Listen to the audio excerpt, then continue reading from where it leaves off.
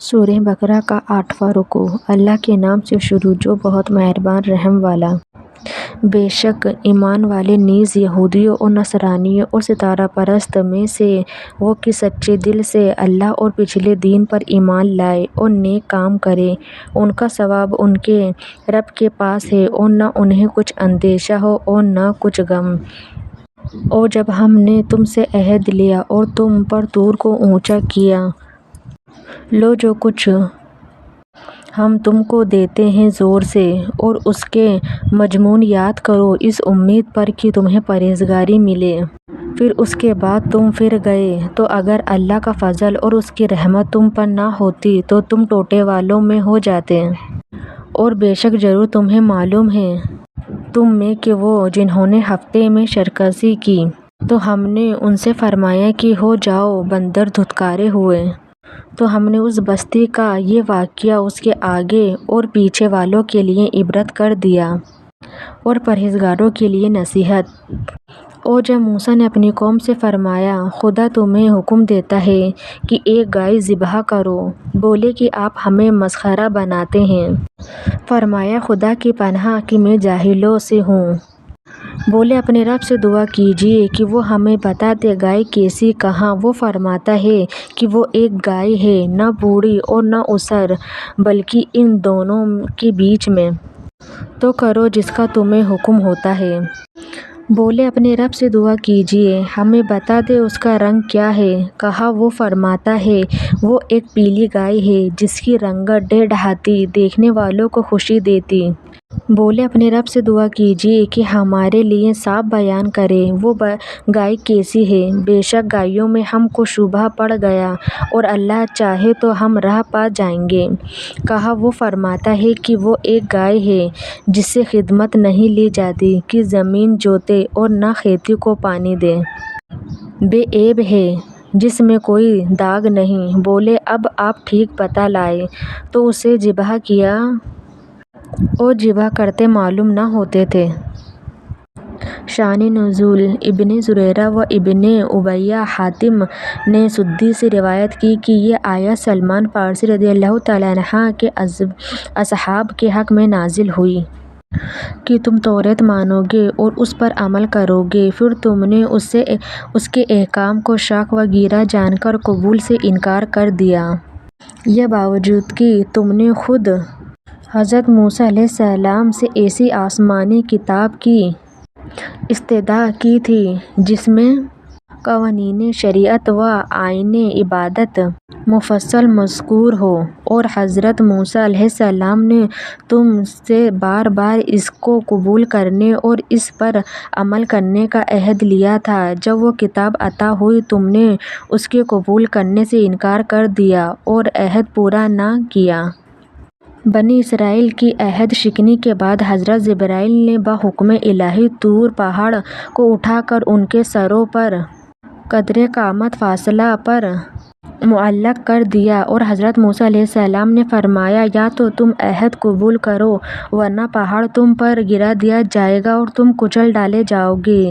اس میں صورتاً وفائے عہد پر اکراہ تھا اور در حقیقت پہاڑ کا سروں پر معلق کر دینا آیت الہی اور قدرت حق کی برہان قوی ہے۔ اس سے دلوں کو اطمینان حاصل ہوتا ہے کہ بے شک یہ رسول مظہر قدرت الہی ہے۔ یہ اطمینان اس کو ماننے اور عہد پورا کرنے کا اصل سبب ہے، یعنی بکوشش تمام۔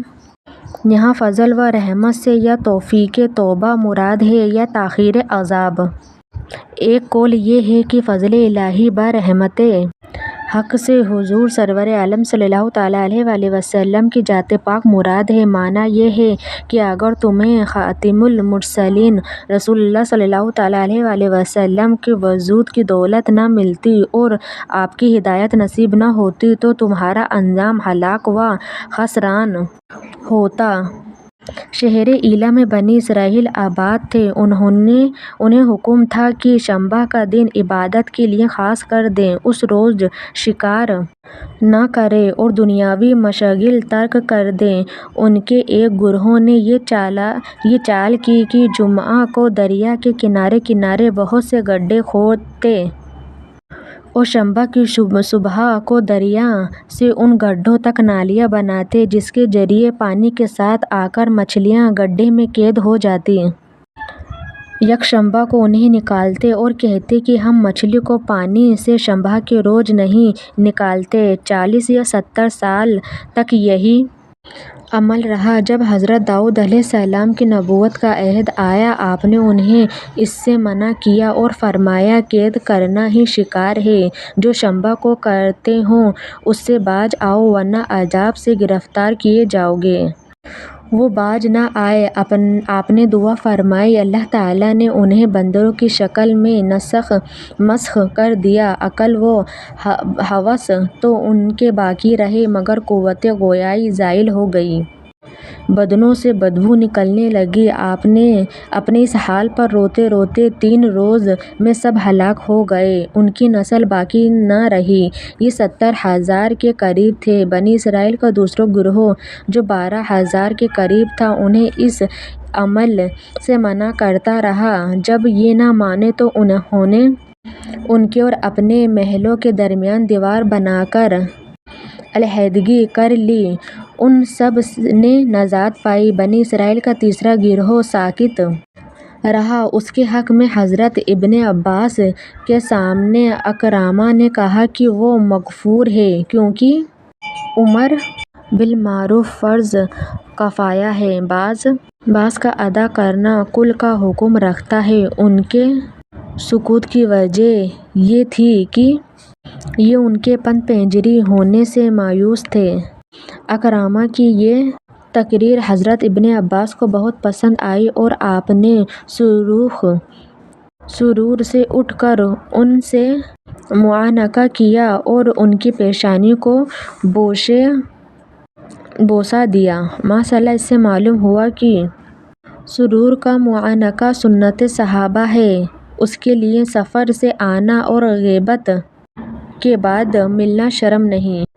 بنی اسرائیل میں آمین نامی ایک مالدار تھا۔ اس کے چچا زاد بھائی نے بطمع وراثت اس کو قتل کر کے دوسری بستی کے دروازے پر ڈال دیا اور خود صبح کو اس کے خون کا مدعی بنا۔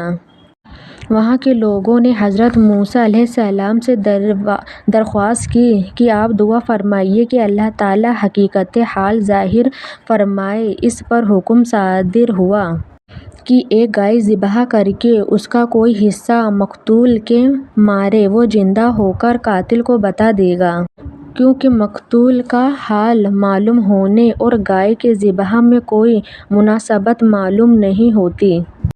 ایسا جواب جو سوال سے ربط نہ رکھے جاہلوں کا کام ہے۔ یہاں یہ معنی ہے کہ محاکمہ کے موقع پر استحاضہ جاہلوں کا کام ہے۔ انبیاء کی شان سب سے برتر ہے۔